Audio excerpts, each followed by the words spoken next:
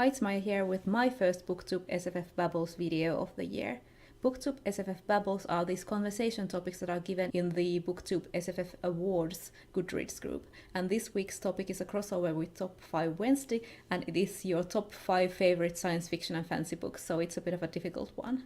I will leave links to both the Top 5 Wednesday and the Booktube SFF Awards Goodreads groups down below. So since most of what I read is either fantasy or other speculative fiction, this is a pretty difficult topic because I would pretty much have to give you my top 5 favorite books of all time, and that is very difficult. So I decided to do 2 separate lists with a bit of a different approach to the topic. The first list will be about my top 5 favorite fantasy and science fiction books from the recent years.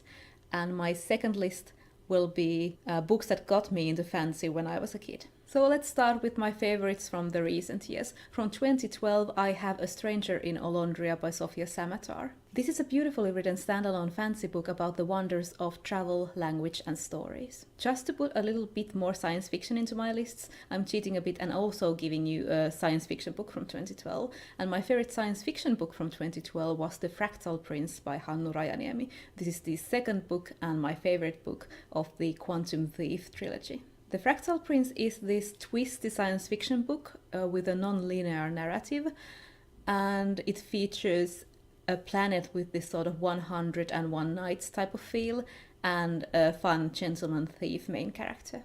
From 2013 I picked Ancillary Justice by Anne Leckie.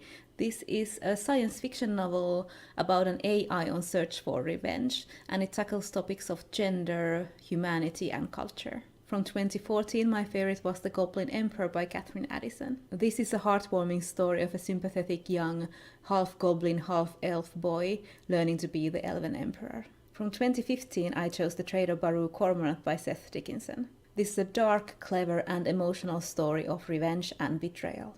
And from 2016, I chose The Obelisk Gate by N.K. Jemisin, which is the second book in the Broken Earth trilogy.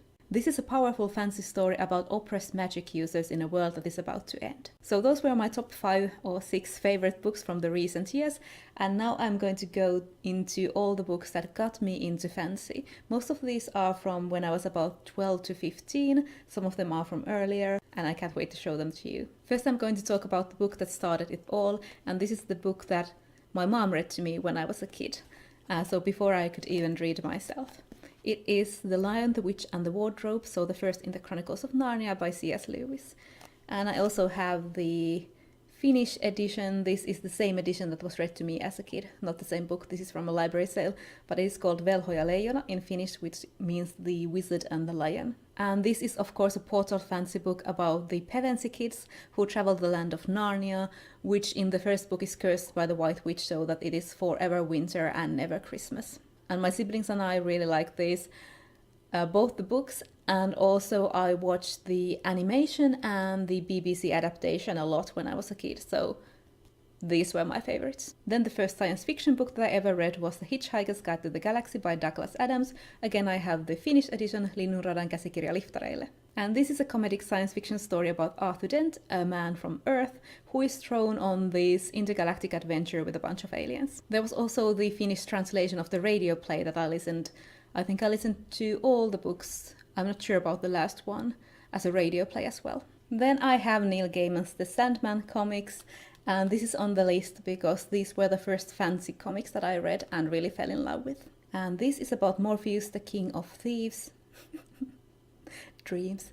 And this is about Morpheus, the King of Dreams, putting his kingdom back together after a long absence and also learning more about himself throughout the series.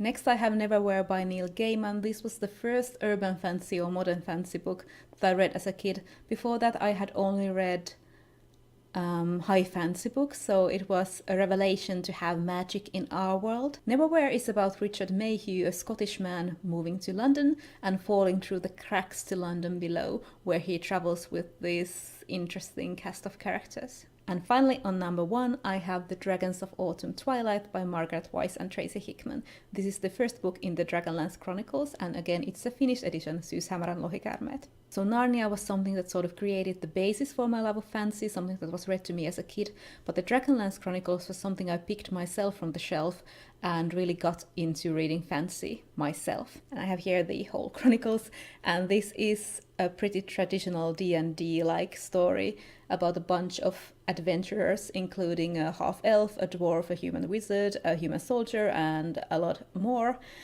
going on an epic quest. My favorite character from the whole Dragonlance series is this man here. He's Raistlin, a cynical wizard that not even his friends completely trust. I haven't read the Dragonlance Chronicles in years and years, so I have no idea if they are any good, if I would still enjoy them if I read them now. I'm a bit scared to do so, but they still had such a big impact on me and started me on my fancy reading life, so that's why they will always have a place close to my heart. So those were my 2 top 5 lists. If you want to see more of my favorites, I do have an older video about my top 10 favorite books. It features some that are not science fiction and fantasy, and it also features this one that I have to show you because I couldn't show it in any of these lists on this video, and for some reason I just have to show this book on pretty much every video. Anyway, go watch that if it interests you. And like I said, all the links that you need will be down in the description. I hope you enjoyed this video, and I will see you in my next one. Bye!